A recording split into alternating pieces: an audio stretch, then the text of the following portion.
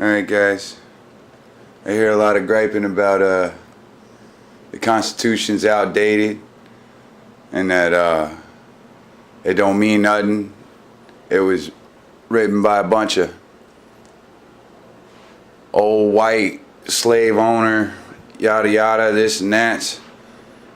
But you know, we're gonna go over a few of these amendments, especially in the Bill of Rights, the first 10.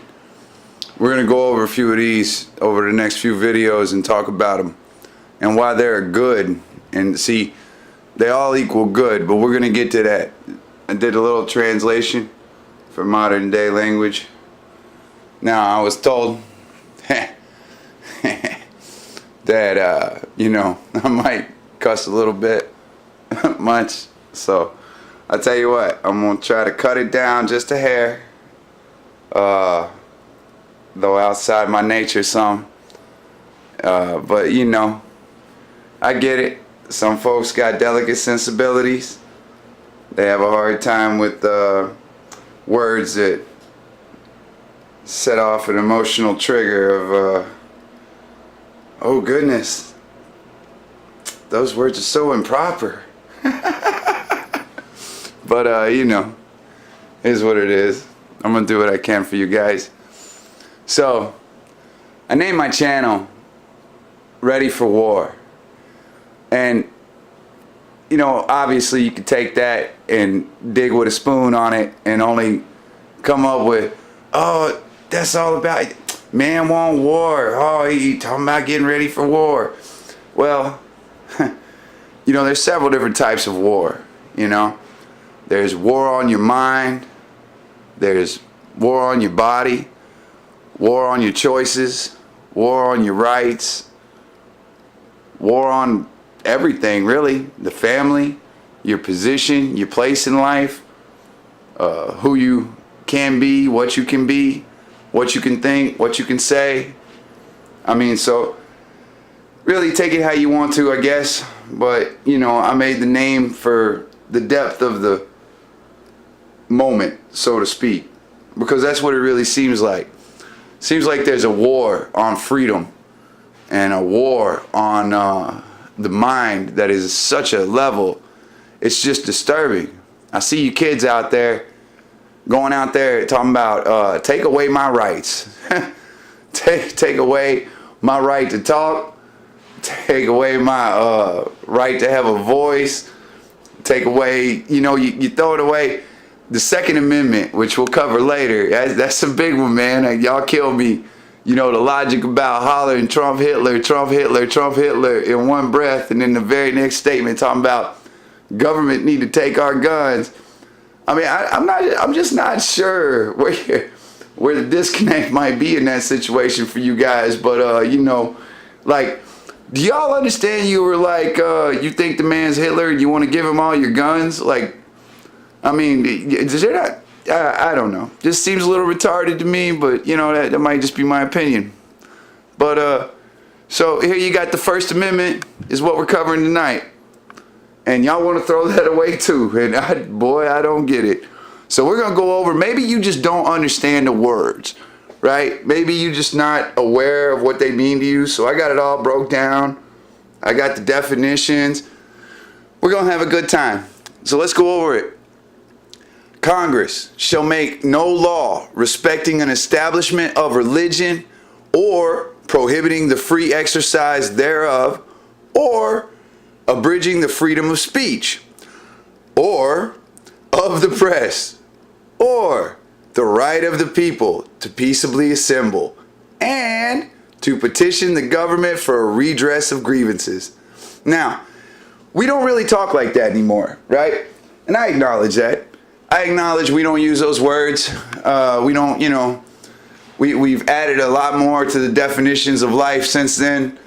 But, you know, it's sad because now we have more words to describe something, but we can't see the picture at all. And it's really crazy to me.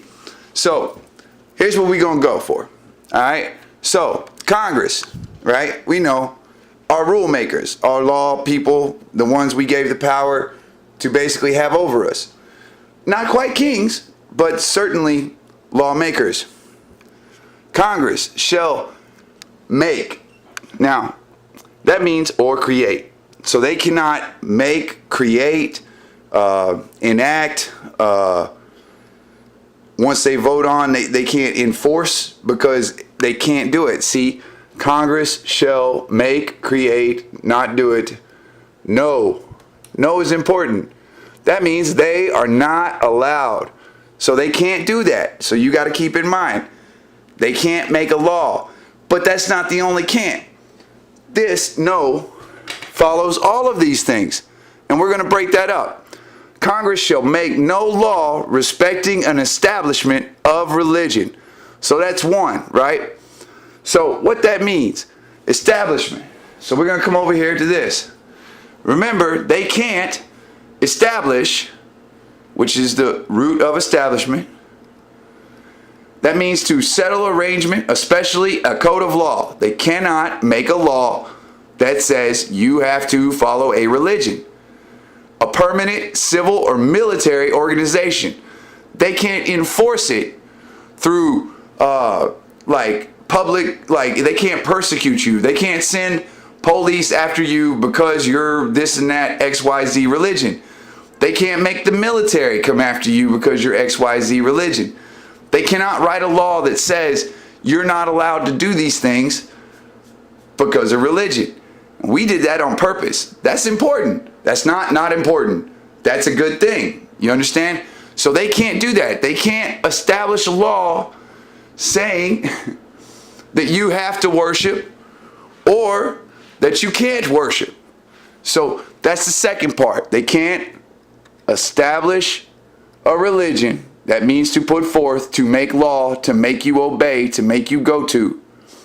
Or, which means can't, they also can't prohibit, which is prohibiting, the prohibit is the root of it, the free exercise thereof.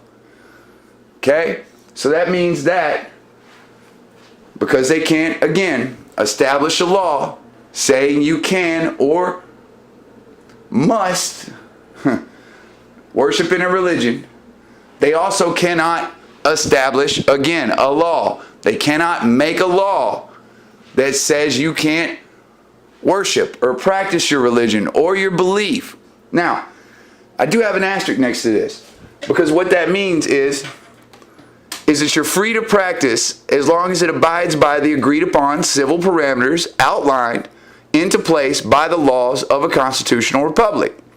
Now, what that means is you can't do human sacrifices and shit. That's not okay, guys. We don't do that no more. We're against these things. No slavery. Slavery's bad. We covered that last video. Slavery is a no-no. No forced conversion. You can't be like, oh, you're a Protestant? Well, not today. You're a Baptist today, buddy. I'll beat your ass. You can't do that. That's not okay. That's not in our constitutional republic, which, by the way, very good thing. We're going to get all of that later. You can't do exploitive practices. Now, what I used for an example on that is that some religions have like this 10%, whatever. You give your 10%. Many people explain it different. But if they're a member of your church or a member of that religion, you can't go to their house and send like Guido to break their fucking legs if they don't come up with their 10%. All right? That, again, against the Constitution. Can't do that. That's a no-no. All right? No threats of force to participate. So let's say all of a sudden, you're like, screw this Catholic crap. I'm going to become, I don't know, Hindu. The Catholics can't chase you down and beat you up and drag you back to church. Okay? That's a no-no. That's a crime. Why? Because, you know what? History will show you there are religions that do just that shit. All right, come to your house, burn you out, run you down, kill you, tax you, beat you, enslave you. I'm just saying, we don't see that today, but they saw it in their day. And you don't know that because you obviously have forgotten history in some weird way. I'm not sure. But nonetheless, that's the asterisk for religion so that you understand what it means. Now, they can't make you worship nothing. And they can't stop you from worshiping something. Those are good. Those are good. All right, moving on. Now we have, they cannot, Congress shall make no law, can't abridge the freedom of speech. This is important. This is your protection. This is your ability, right? Because we have to go right over here. All right? Abridge. They can't shorten by omission of words without sacrifice of sense. That means they can't just say, you said like 3 things and take the key words out and then be like, oh, he meant this and this and this. They can't distort the context of what you're saying to them when you're petitioning them. That comes later. Or speaking to them, which is also a public statement that you can do when freedom of association comes around. But that also comes later. So they can't do that. They can't abridge your speech. They can't condense to shorten the duration or extent. They can't reduce in the scope or size. They can't make you smaller because you're a 1. They can't take your individualism away from you. They can't diminish your words because you're only a 1. That literally gives you the power. You understand? They even use the example of attempts to abridge the right of free speech. Now, what does diminish mean? Make less. Cause to appear less. To lessen the authority, dignity, or reputation. They cannot do that. They can't diminish your speech because you're the individual. They set up the Constitution so that you, the individual, had the most protection you possibly could. Y'all talk about it being outdated, but this thing's amazing. Freedom has no expiration date. Please know that. Know what they took away from you when they didn't teach you these things. Know what they took away from you when they said that because that was some old white guy in a wig with slaves, that document's not for you. Who told you that lie? Who'd you let tell you that lie? Do you know how powerful that thing is? Do you know what it gives you? Do you know that makes you, the individual, right? Amazing. You have citizen authority. In those moments, you're sovereign. And it's a miracle. And you can't pass that up. I'm telling you, you don't want to give that away. That's bad. Giving that away is bad. I don't know how to make it more clear. So, moving on. Remember, speech paramount to freedom, okay? They can't do anything to lessen your individual power of speech. Don't let them. Don't give them things, change to put on you, to put on your thoughts, to put on your mind, to put on your heart, to put on your actions. Don't give them those chains by giving up your speech. Now, they also cannot make a law to stop the press. Now, Trump talks a lot of crap about fake news, this and that, and how they're lying and they're spinning things and they're taking it out of context. And all that may be true. But what he don't do is he don't make a law to stop them from reporting. That would be bad. That's tyrannical. We can't do that. Though it has been done in our history. You should look up Aliens and Seditions Act. No good thing. That's why Jefferson, my fucking hero. You understand? Best founder we ever had. Number 1, Jefferson. Number 2, Washington. It's my personal opinion. I think Hamilton was an asshole and Adams was a tyrant. So there we go. Now we cleared that up. All right.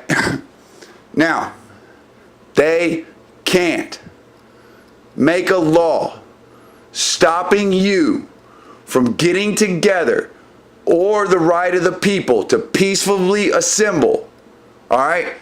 They cannot stop you. They can't stop you from getting with your friends and going out there and showing your support for the ignorance. They perpetuate ignorance on us. They constantly tell us that our voices don't matter because we don't know what we're doing. They make us not know our neighbor because they preach a rhetoric of fear. All right? And that's why it's hard to accomplish this. I see it. The right of people to peaceably assemble. That's important, guys. That's important. To be peaceable, disposed to peace, not contentious or quarrelsome, free from strife or disorder. You know, there's pros and cons to that situation. But this is what I could kind of get from the definitions of these words. So peace, freedom from civil disturbance. I suppose that would mean no riots or no car flipping or like no crazy Molotov crap in a protest. That's, you know, probably freedom from civil disturbance. A state of security or order within a community provided for by law or custom. And I would like to check that law or custom. What would the custom be, and would it supersede the law? That would be an interesting kind of argument back and forth to see, because it does give power to both when you assess those words. Free from strife or disorder. Now what they don't want you to be, right? So this is okay. Do this like MLK and Gandhi. Pros and cons. You know, I saw a lot of good reasons for the other sides of the arguments. With MLK, I can think of Malcolm X right away. With Gandhi, wasn't nobody really arguing with anything other than, man, you need to eat a sandwich. But you know, so short of that, you know, good guys though, no doubt. Man, like leaders of the time, bringers together of people being people, right? Like that they saw the line of good and evil, and they didn't put an asterisk on that by how tall somebody was, what color they was, you know, where their background was from. They didn't put an asterisk on that shit. They were beautiful people. So anyways, so it says you're not supposed to be contentious, which is likely to cause disagreement or argument. I'm here and there. I understand, you know, kind of like, but listen, if you really looked at the debates, but I suppose that's not on the street, that they took that to like inside of a place and they had it out. But, you know, I get it. On the street, you probably want to kind of keep a measured something, because how quick it could devolve into something, because, you know, everybody's a little tense and hype and shit. If it's a summer's day, probably a little uncomfortable and sweating in places they don't want. So, you know, I can see where it'd be an aggravating problem.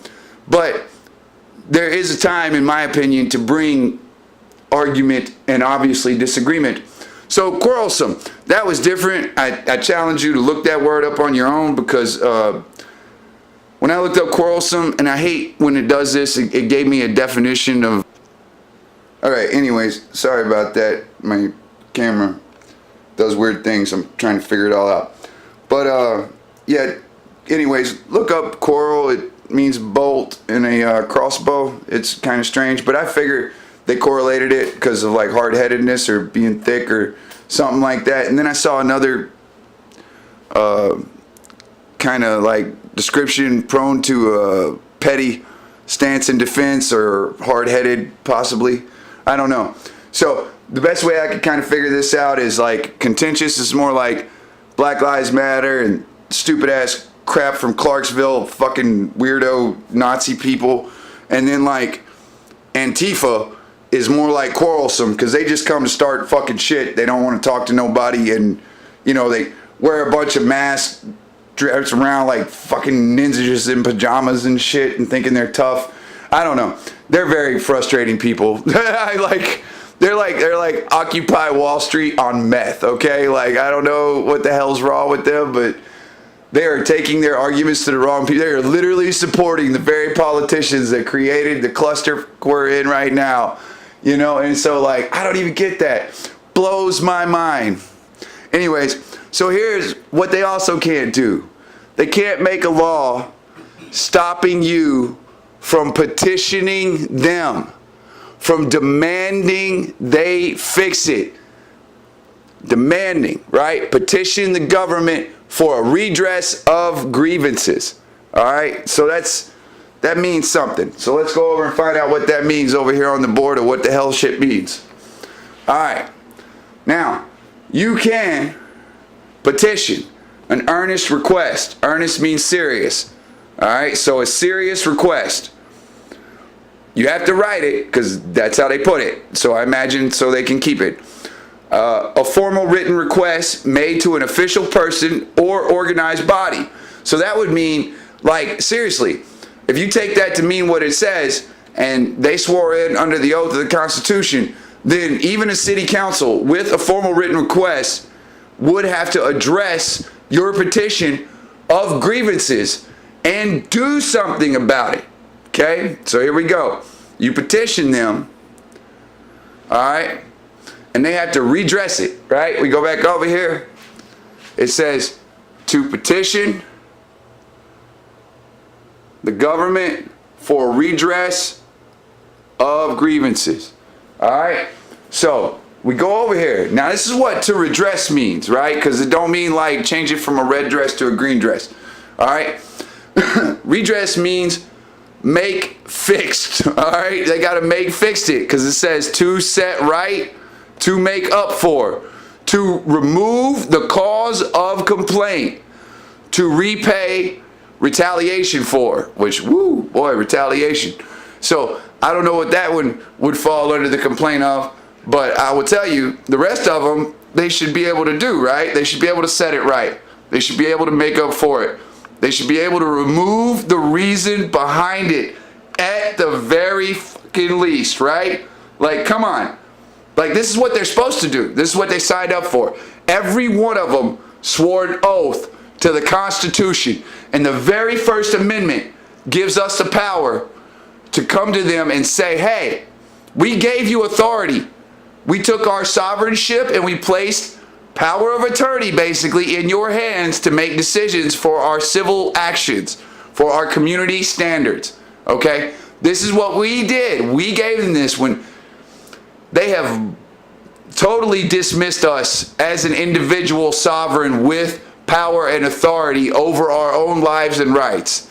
And when they make laws that are not conducive to us as an individual, we should be able to go to them, and our one voice should mean as much as 100 and not be blowed off because of our one voice. So they have to redress it due to the Constitution.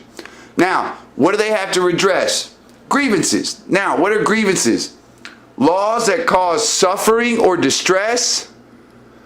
Another one, a cause of distress, failed to afford reason for complaint or resistance. A formal complaint. Now you break down grievance, you get to grieve. Cause to suffer, to feel or show grief. Go to grief, deep and poignant distress. That word poignant, that one got to me, right? Because that means painfully affecting, piercing, deeply affecting. That means like designed to make an impression. That means it's like literally built to let you know that they have screwed up because it hurts. The laws they make hurts. Again, might I point out that we have more people incarcerated than any other civilized nation on the planet. Yeah, I just want to point that out for garbage. For garbage. But here and there, we're going over the First Amendment. Now, this is a great thing. Again, Congress shall make no law respecting an establishment of religion or prohibiting the free exercise thereof or abridging the freedom of speech, that's a big one, or the press, or the right of the people to peaceably assemble. And they can't stop you from petitioning the government for a redress of grievances. Now remember, not a green dress to a red dress, but a fix the problem.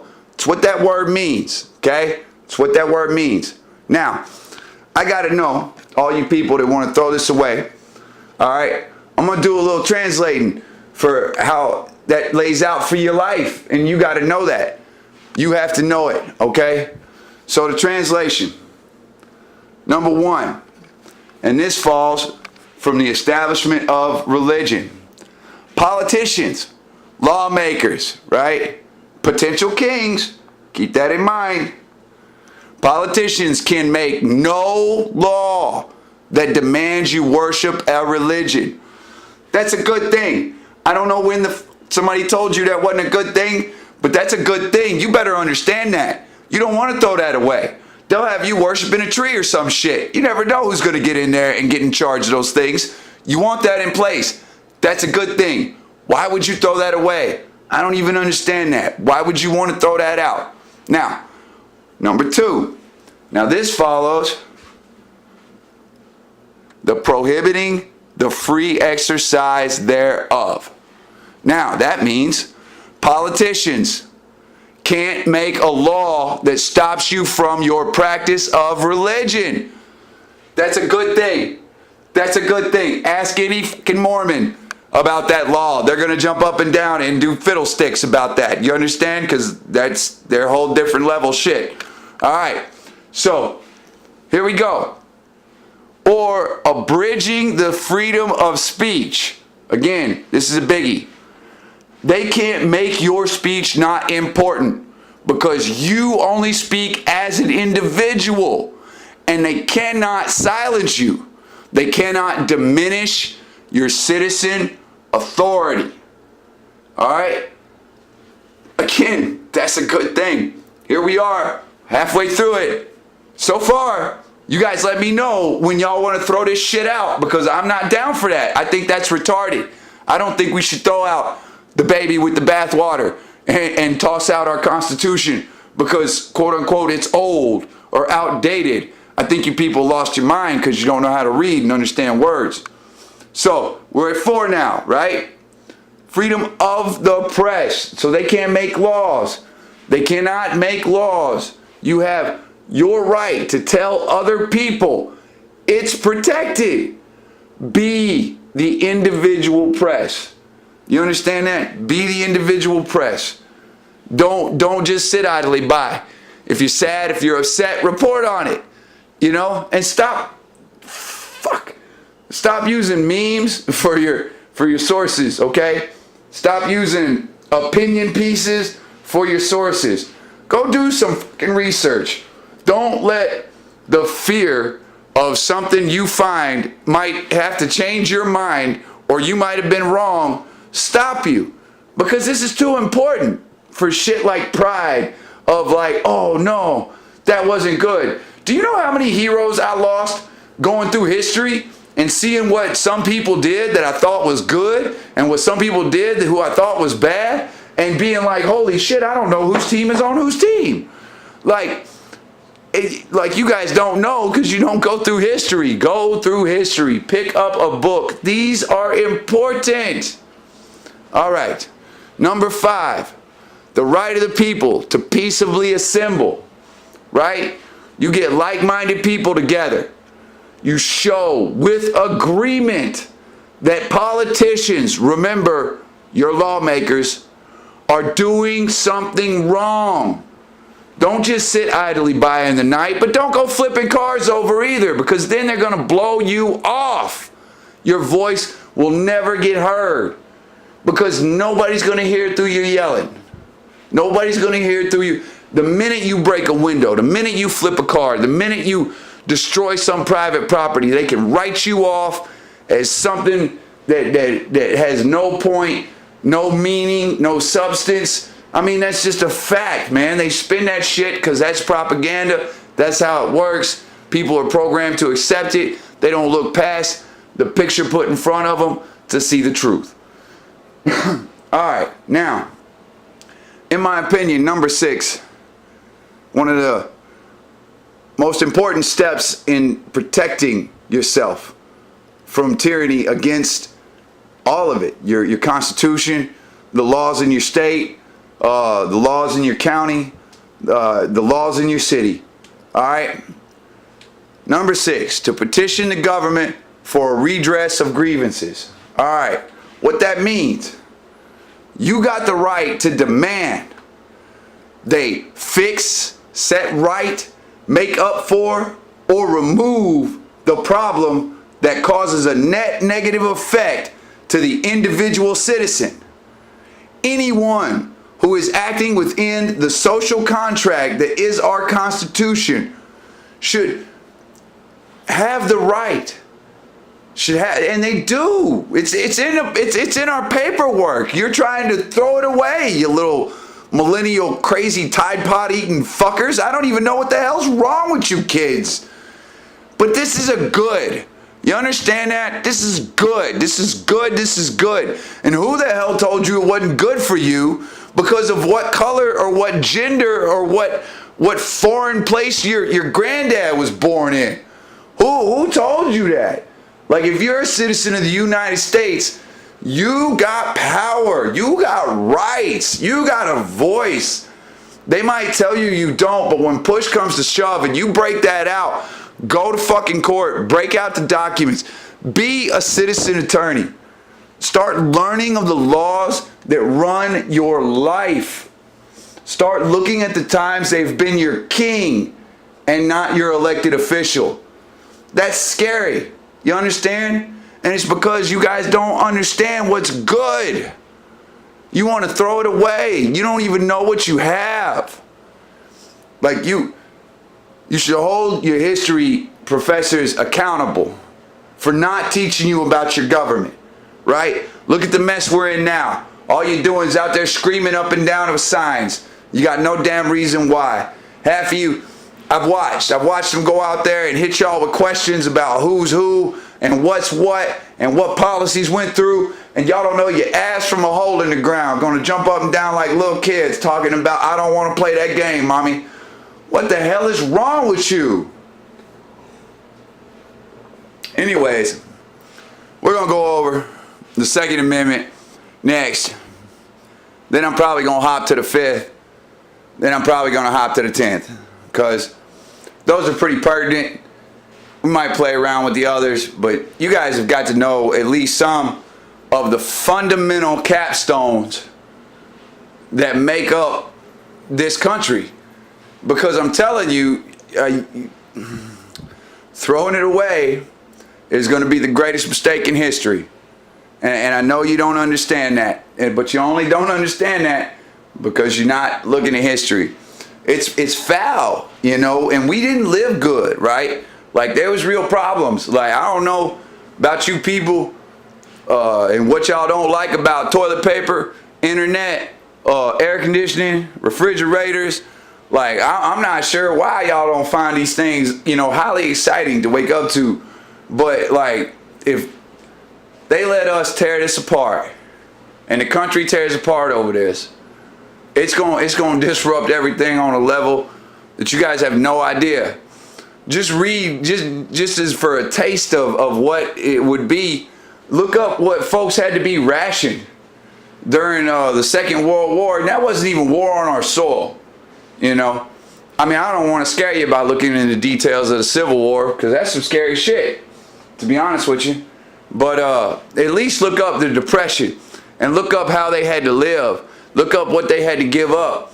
Look up how people had to, and did it willingly, really, throw in all of their medals and all their shit like that for the war effort, so they could build more planes, more bombs, more ships, more bullets. I mean, it was really crazy, okay? Like, learn your history, man. Learn about things that are important to understand, that we've been through. You know, learn about when they confiscated gold. What kind of shit is that? This is America, right? They confiscated gold. Learn about the bonus army. When the World War I vets was up there trying to get their bonuses early. And shit, they put military on them boys. They sent cavalry in to kill them folks. And they wasn't doing nothing but in a tent outside the White House. Like, that's no shit, man. I mean, there was a lot of them. I get it. But, like, that's crazy, right? They literally took soldiers and put them on veterans.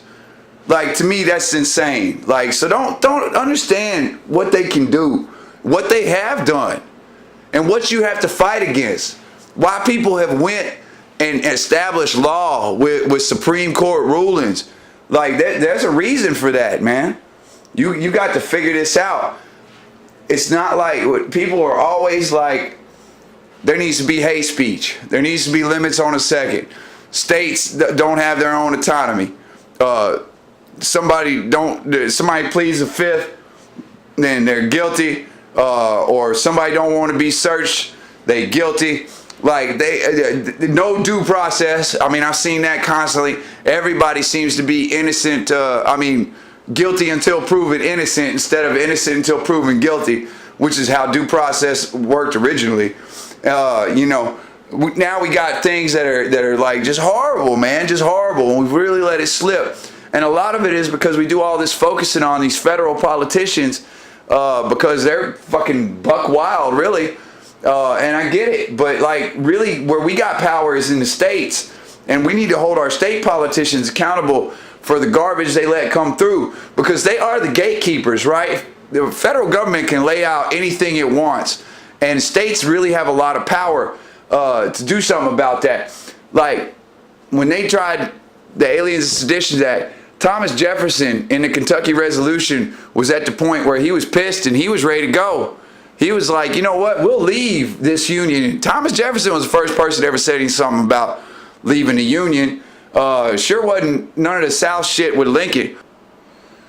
So, but James Madison, he was a much more temperate guy.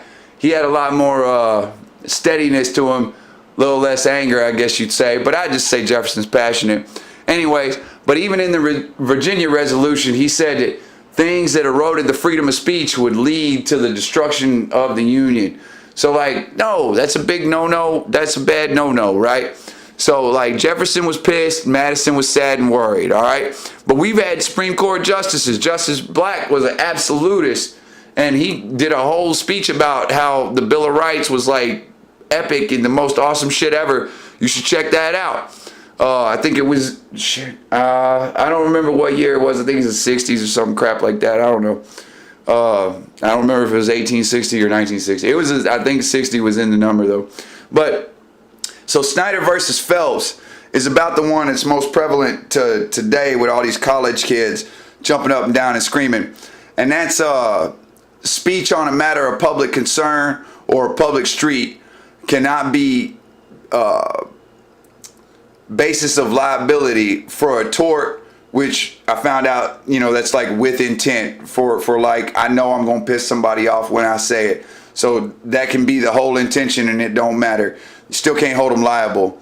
Of emotional distress, even if they like come out to hurt feelings, you can't hold them liable. So saith this Supreme Court case. Even if interpreted as offensive or outrageous. So, I mean, and we can go into offensive, outrageous, liability. You can define all of those words in order to get the full understanding of the context of what that statement says.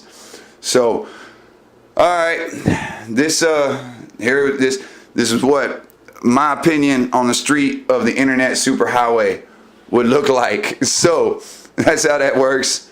That's me going over the First Amendment, why it's a good. And I'm confused to why you people make it bad. So, I mean, there has to be a point where you understand that if you throw away these rights, you throw away all your power as an individual. And all because somebody's feelings are hurt because they don't like words that I don't even know, that really have no power. Like, I don't even know. Like, words only have the power you give them, right? Like, if somebody calls you a dumbass fuckhead or says that you ain't got the sense God gave a cat, if somebody says something to you, similar, it doesn't even matter what they say to you. You're short, you're funny looking, you got a little dick, whatever they say, you're bald, it don't matter. Like, all of that is as powerful as you let it. They're really, words have meaning, but you got the choice to take it personal or not, So it's not that the words they say don't have meaning, but keep in mind it comes from somebody who has a natural predisposition to dislike you or hate you. All right, so like, that's the thing. Like, they've already made you out to be a Nazi because you like free speech. If you like free speech at all, you're apparently a Nazi. If you like, if you're pro-life, you're a Nazi. If you're whatever has to do with whatever, if you say you're for the Constitution, you're a Nazi. Like, all of these things. And let me tell you something. When you get labeled a Nazi, You better understand what that does. That gives them permission in their minds to put their hands on you because they have labeled you as, quote unquote, the greatest evil. Okay? So, like, you must understand that. When they label you a Nazi, that totally gives them permission in their mind because they're doing some moral, virtuous justice to put their fucking hands on you. That's why they don't mind that mob shit. So you better understand that. So, again, just truth, right? Truth is important. So here we have the First Amendment. I don't know why you people want to throw it away. You millennials, I can't for the life of me wrap my head around you. You make no sense. So, all right, guys, that's my night, and that's my talk, and I'll see y'all on the next one.